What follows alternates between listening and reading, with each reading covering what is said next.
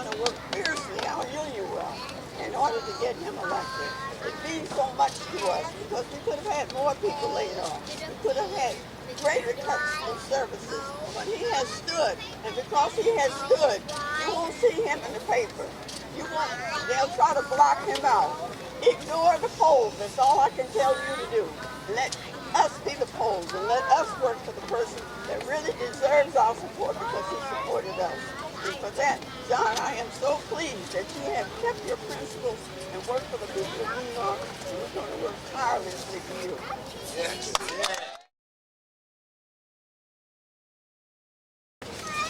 We're here today with our 3 New York City affiliates, District Council 1707, District Council 37, and CSEA, to announce our strong support and endorsement for City Controller John Liu and his campaign for mayor. We're happy to be here today and strongly support John. John has been a strong advocate for working families, for public service workers, for the citizens and taxpayers of New York City.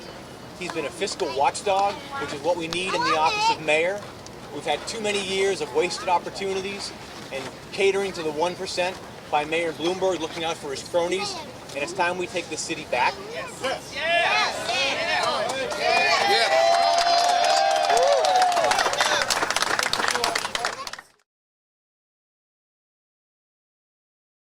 So I now am proud to say we are endorsing John Liu for mayor of the city of New York.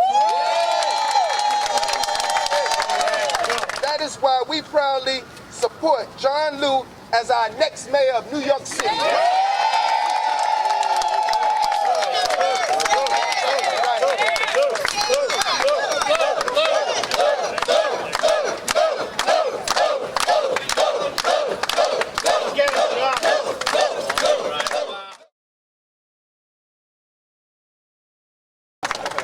John, you've been talking a lot about what you would do as mayor to help middle-class people here in New York City.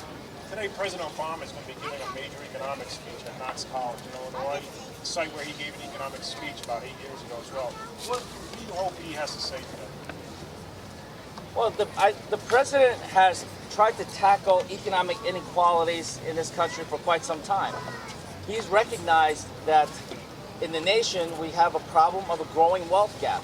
And it's gone pretty significant over the years. And I think what the president has going for him is that he's got allies like Warren Buffett, billionaires, who they themselves will be the first to say that it is absolutely wrong for my secretary, not mine, Warren Buffett's secretary, to pay a higher rate of tax than billionaires like Warren Buffett himself. And so the president has talked about the need for tax reform. He's now got a situation where in a couple of months we might have a repeat of what happened a couple of years ago with the crisis of the debt ceiling and the need to lift that once again. So the president has his hands full with a lot of the economic policies that are dogging our country right now.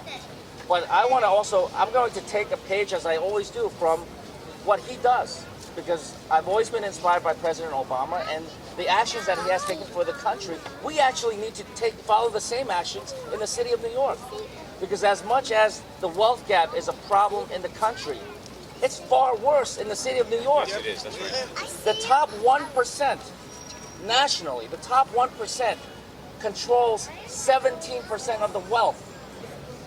In New York City, the top 1% controls 33% of the city's wealth.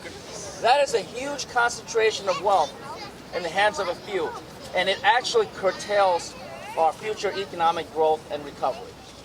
John, one follow-up. Are you dissuaded in any way by being sued by the mayor of New York City, the current mayor? Oh, I'm encouraged. Mayor Bloomberg has threatened to sue me almost from the very first days I took office as comptroller. I believe simply because we didn't want to just go along with everything he wanted. And just because he wants a contract here or there as comptroller, I'm supposed to just be a rubber stamp? No, I never was elected to become a rubber stamp for anybody. Right. And so he may use whatever bullying tactics he's used to following, but that's not going to dissuade me, because we are on the right side of the issues and the law. And as much as he wants to sue, and he's got a vast amount of resources to sue, we will hold our ground very well.